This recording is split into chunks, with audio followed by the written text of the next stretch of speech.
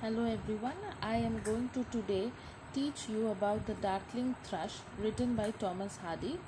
This is the first poem that I am attempting to reach out to you people with the help of a YouTube video. I hope you like it. Here in this video I am going to teach you the first two stanzas of the poem and the latter part of the poem, the critical appreciation and other forms of explanations, criticisms as and when they come, I will explain in my later videos. As you see here, the line by line explanation including the words are all given and written so that you can use it according to your comfort. So without much ado, let's begin with the poem.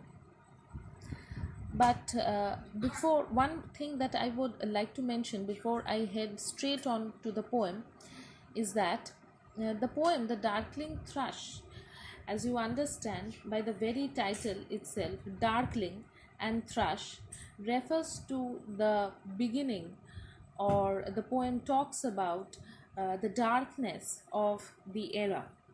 It is a poem that was originally titled as By the Century's Deathbed and which was published on 29th December 1900 in the Graphic.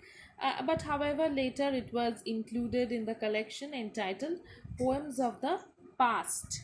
You can also write that down, Poems of the Past and the Present, which was published in 1901.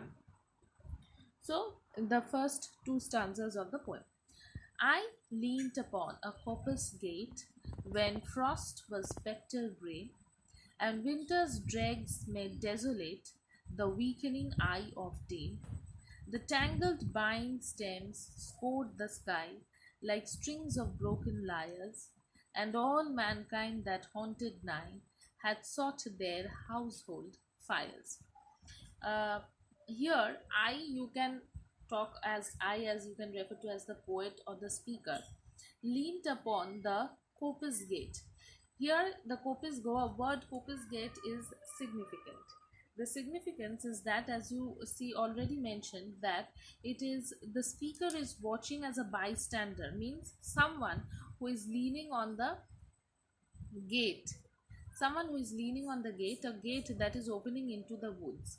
This opening is significant. As you see, I have mentioned in the meaning also, it refers to the doorway or the gateway to what? It can also signify the doorway or the gateway to the entrance of a new century, that marks the entry or the entrance to the new century.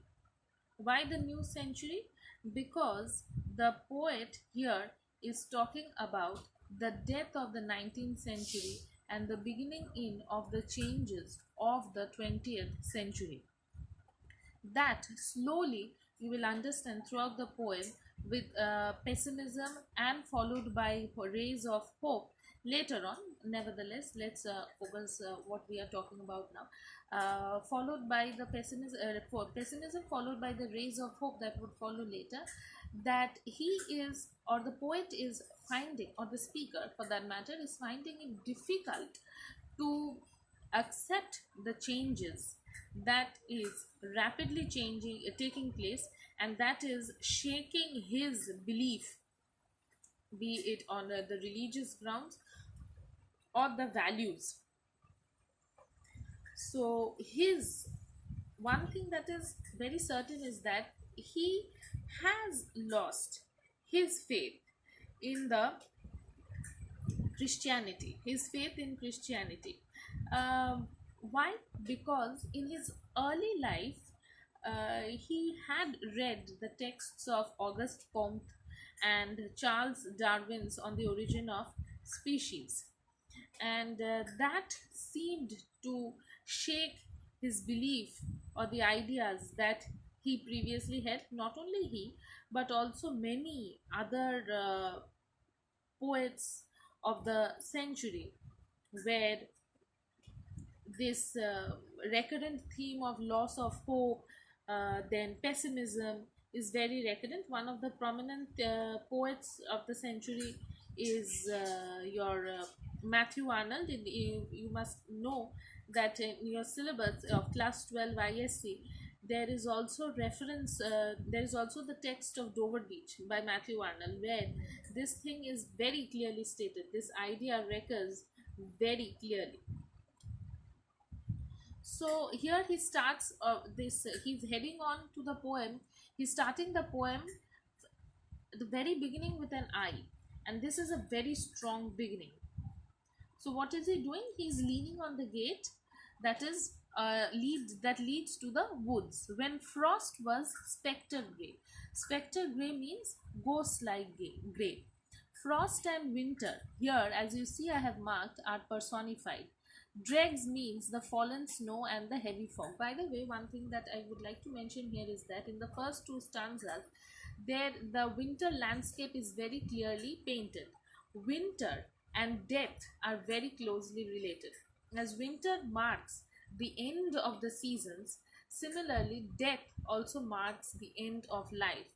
But not to forget, I personally feel that winter also marks the beginning of the new century, the beginning of the new season, not the century, the beginning of the new season, where the new season would be marked with the advent of spring. Similarly, death would also mark the birth would also be death would also be marked with the advent of birth, as you would as you know that this is what is happening. This is the way of life. So somewhere, even though the poem or the poet may be regarded as pessimism and the poet as pessimistic, nevertheless, somewhere there is this ray of hope.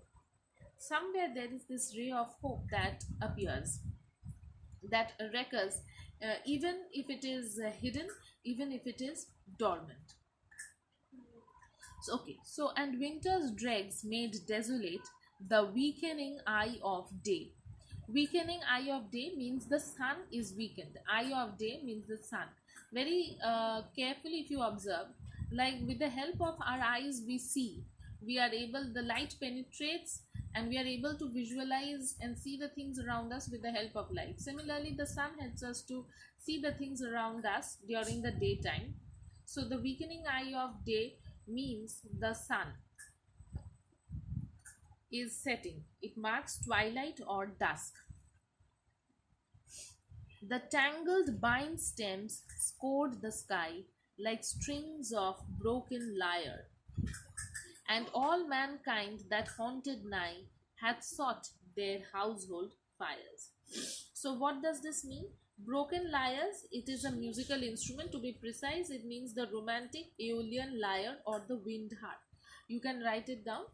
Romantic, R capital, romantic Aeolian lyre or the wind harp.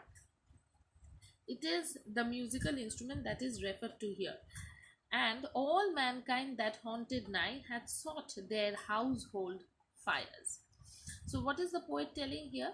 The tangled bindweed stems means the bindweed flowers or the bindweed stems are tangled. They are the climber plants, and due to winter they are now dead. Due to winter they are now dead. That is why their stems have become tangled. They are lifeless. And what has the poet compared them to? The poet has compared them to the simile. It is a reference to simile.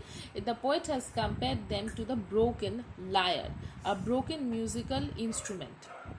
Now in these two lines, the significance is that there is lack of music or warmth in life.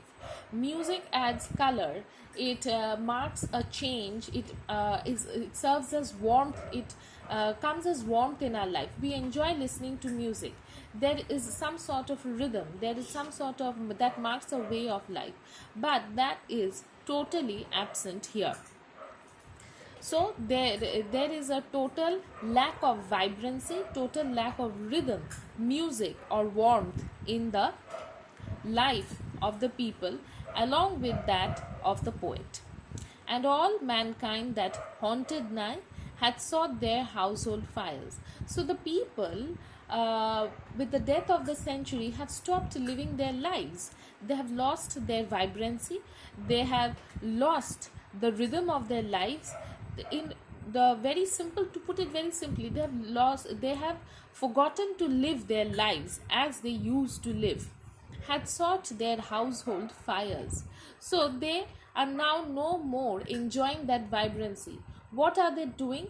They have now secluded themselves and are all into their reclining or taking refuge in their household fires. The vibrancy of their life is lost. There is no more vibrancy to look forward or look up to in the outside world. The only place that can give them comfort is the household fires. The lands